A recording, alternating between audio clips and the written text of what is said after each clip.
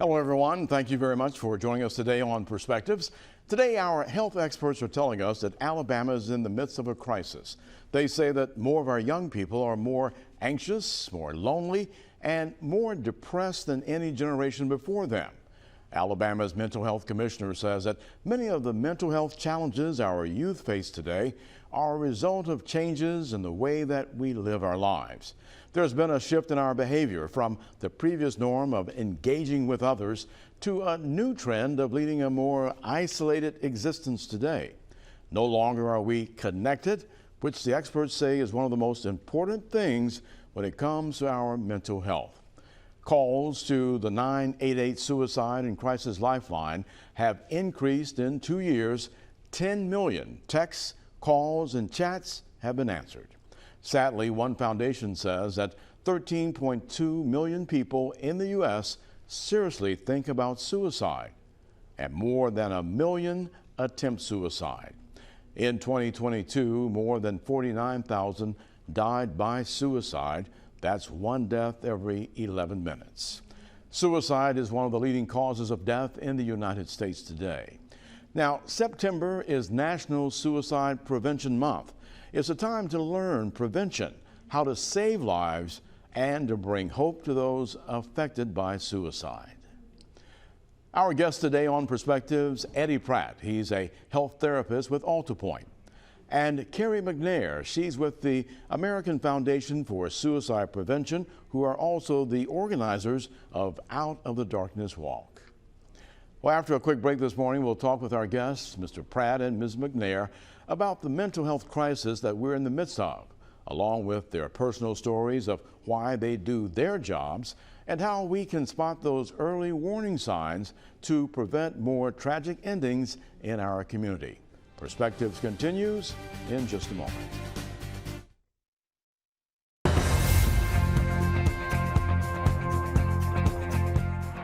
Welcome back. Our very special guest today, Carrie McNair and Eddie Pratt.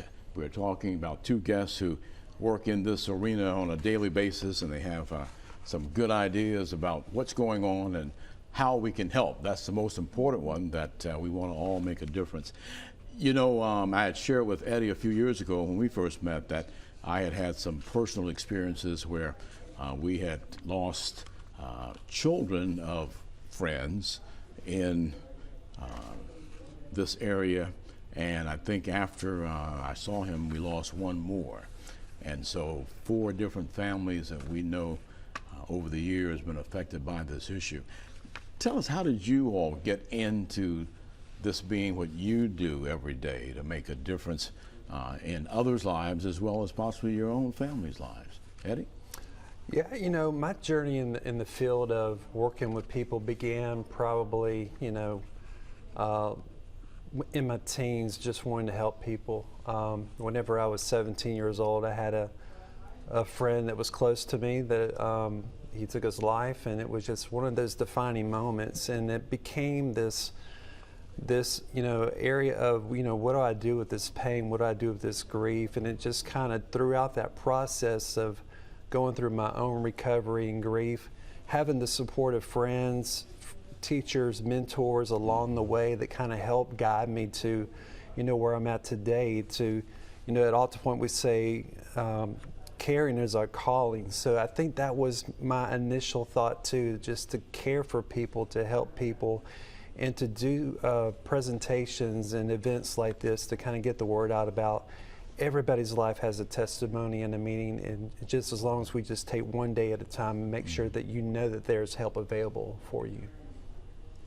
How did this end up becoming your way of making a difference in your life and others too? Yes, and so I started out as a public health researcher in injury control and prevention at UAB, and so I had actually used information from the American Foundation of Suicide Prevention in some of my work in research.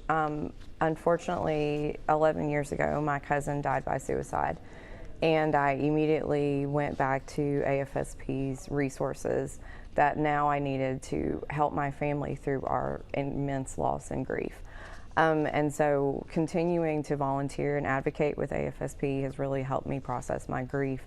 The Out of the Darkness walks just bring together the community, many people who are survivors of loss themselves or have had, suicidal thoughts or some other way connected to the mental health crisis that we're experiencing.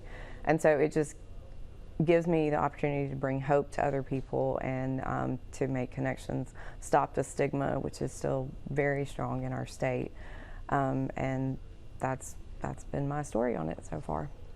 We talked about that stigma aspect. I mentioned to you both that I grew up in a neighborhood where someone had death by suicide happen, and the house was one that we always were passing by.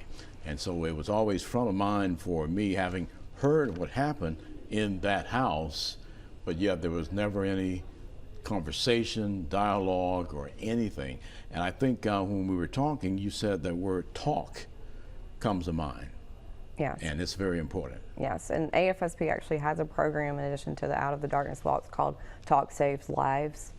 It actually isn't, educates people who are lay workers, not professional therapists like Eddie over here, but just that you can talk to your people. It's okay to talk about suicide. It's okay to talk about someone if they've not been themselves lately. Ask them, hey, the way you're acting is concerning to me. Can we please talk about it? And to give them an opportunity to share what's going on with them, and you listen and offer them resources. But starts with talk, for sure. Very important. Now, Eddie, this happened your junior, senior year in high school. So how did you go from that point to what you've become today as a therapist? Yeah, it took a long time for me to kind of realize, what it is that I truly wanted to do. But I think, like Carrie was saying, talking about options, talking about the future, talking about what hope lies ahead, not only for Eddie Pratt, but also for the journey, the purpose and meaning. And so I had various mentors throughout my life that kind of guided me through where I've been. But a lot of what I do in my practice as it relates to my own recovery is helping people and spending adequate amount of time in connection. Those are probably the most protective factors, making sure that you know that somebody's there in a time of need. And I've been doing this a long time, and a lot of people will say, how long?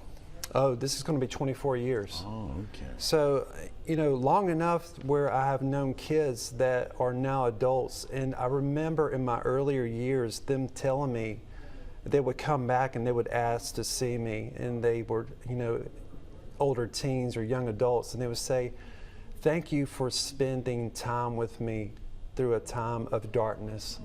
And years ago, I used to always say, and I still do, like, on the clearest of nights, if you have a clear night and you look up into the stars, you can see that the stars cannot shine without the darkness.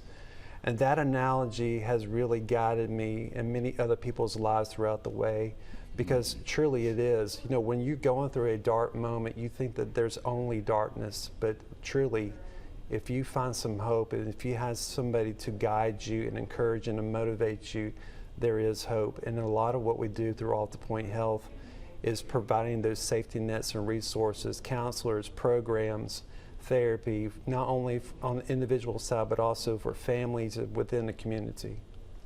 You mentioned it again, that word comes out, connectedness. That is so important.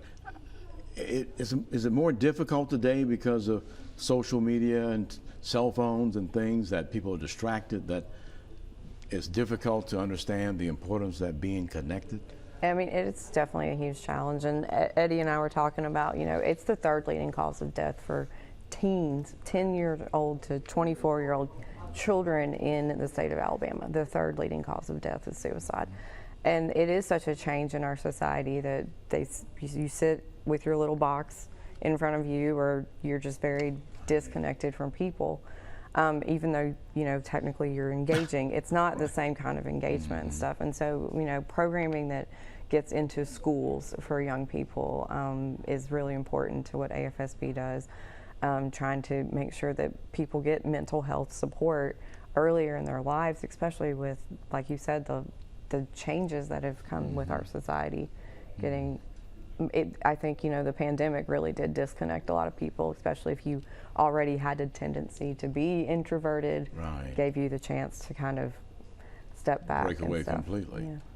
Yeah. When you look at the numbers, you were talking about the teens, and there's also been an increase in some of the other ethnic groups, and they break it down like that had not been cases earlier, but now it seems that the increases are happening in other groups of young people. Yeah, there's definitely an increase among kids and adults in what we're seeing. From what I'm hearing from, talking with kids and talking with other people within the community sector, is that there's an overwhelming amount of anxiety and depression and stress among the private sector and also the public sector.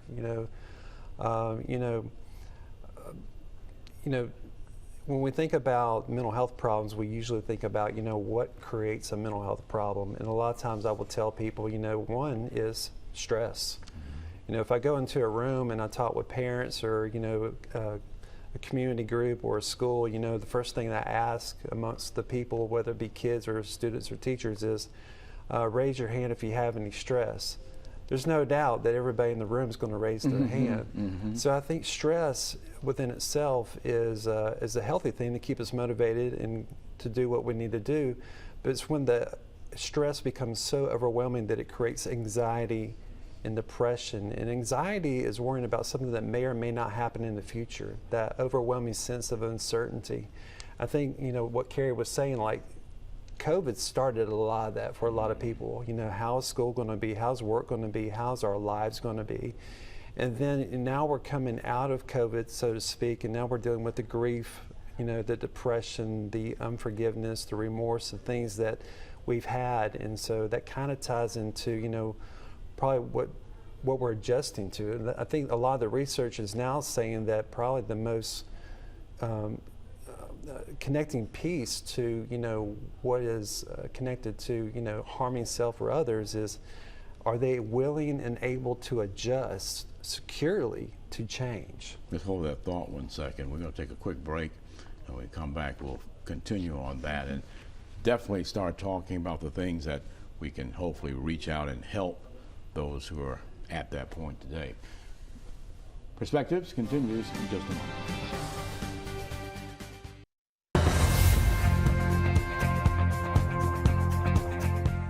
Our guests this morning, Eddie Pratt and Carrie McNair, as we're talking about National Suicide Prevention Month and looking at some of the things that appear to be the triggers or the things that lead to teens as well as older people making this decision. The actual, if I'm not mistaken, the actual oldest group with the highest rate of suicides are people aged 85 and older, they say in some of the stats.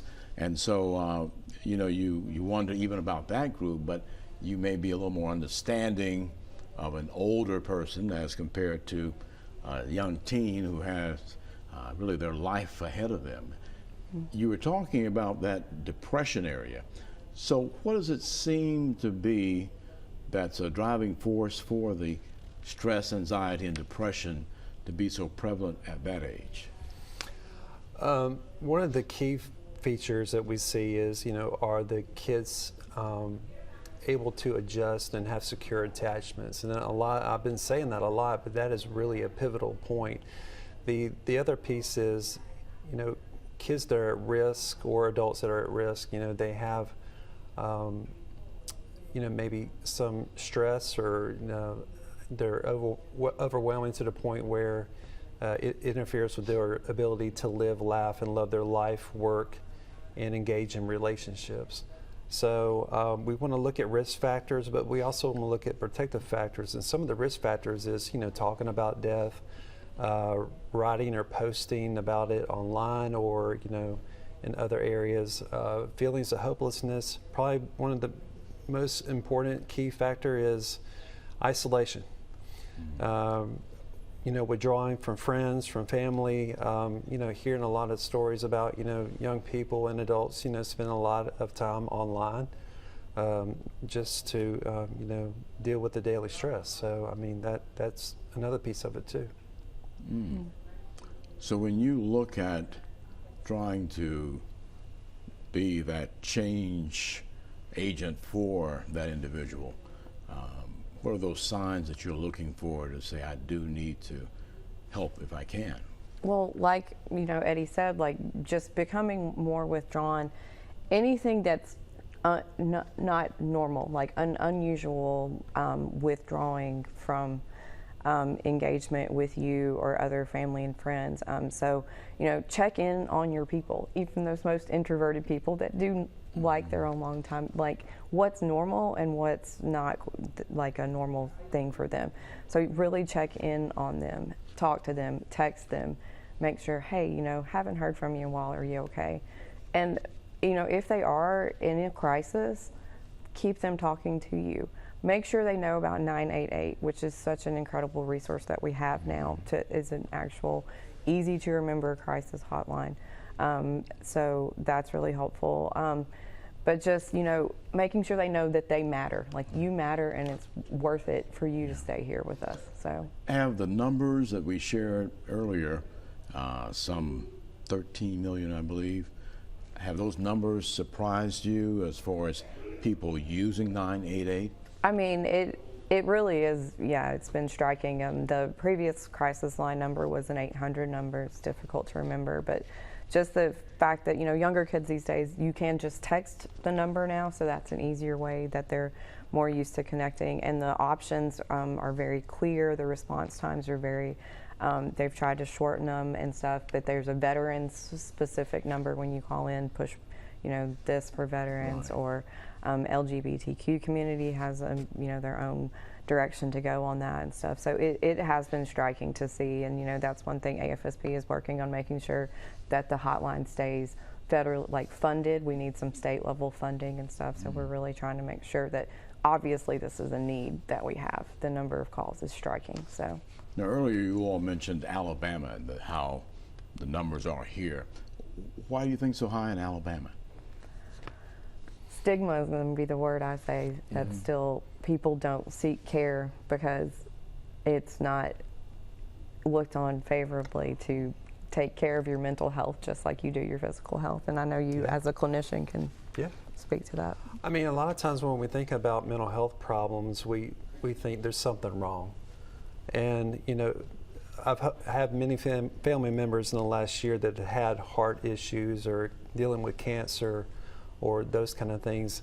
And the way that we should care for somebody that has a real medical problem like cancer or heart issue should be no different than somebody that experiences anxiety, depression, or any serious mental health or behavioral health issue. Nobody really wants to choose to have anxiety, depression, or overwhelming emotional issues on a Saturday morning. It's just not something that people want to talk about. But that's the key step in what we're doing here today, is allowing us to have the opportunity to talk about the importance of reaching out. I had a beautiful phone conversation with a mother yesterday that all she wanted to do was just talk about what was going on, and just through that 30-minute conversation by phone, it was probably one of the most meaningful things that I was able to do to kind of just help. If people would just reach out and realize that, whether it's the American Foundation for Suicide Prevention or Alta Point Health, we are people and we want to help you. We know about the process of recovery. We are experts in what we do, and we want to make sure that your life and your recovery and your family and your childhood is successful. Out of the Darkness Walk, we've got about a minute and a half. Tell us why that's important. The Out of the Darkness walks that are community walks that AFSP puts on every fall. There are several throughout the state of Alabama, and the South Alabama one is coming up October 13th.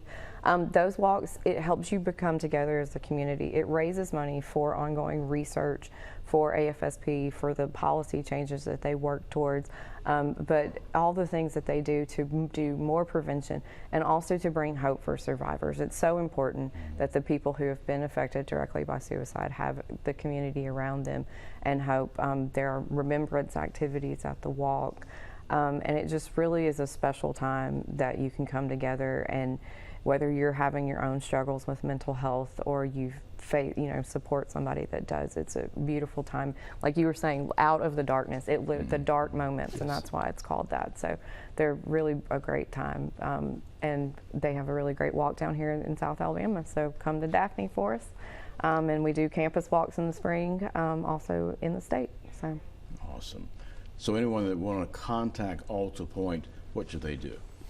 They can go to altapoint.org is our website, and it has information about all the services that we offer for adults and children, but they can also call our CarePoint number, which is area code 251-450-2211.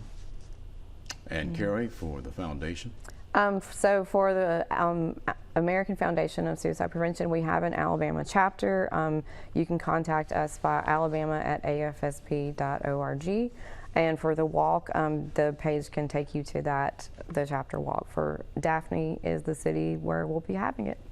And there's that information again on our full screen, so please take that down to use Alta Point Health or the American Foundation so that you can get the services that you need, and make sure that your loved ones, if they need that, because we may be around someone who might just be a friend, or it can be a loved one that we see those signs that you mentioned. And it seems today that thankfully, I guess, depression is more at the forefront of discussions. True. Yeah. Carrie McNair, Eddie Pratt, we thank you both for being with us today and sharing, and hopefully that's been a help to those who are watching at home. Thanks for joining us here on Perspectives. We'll be back and see you again next time.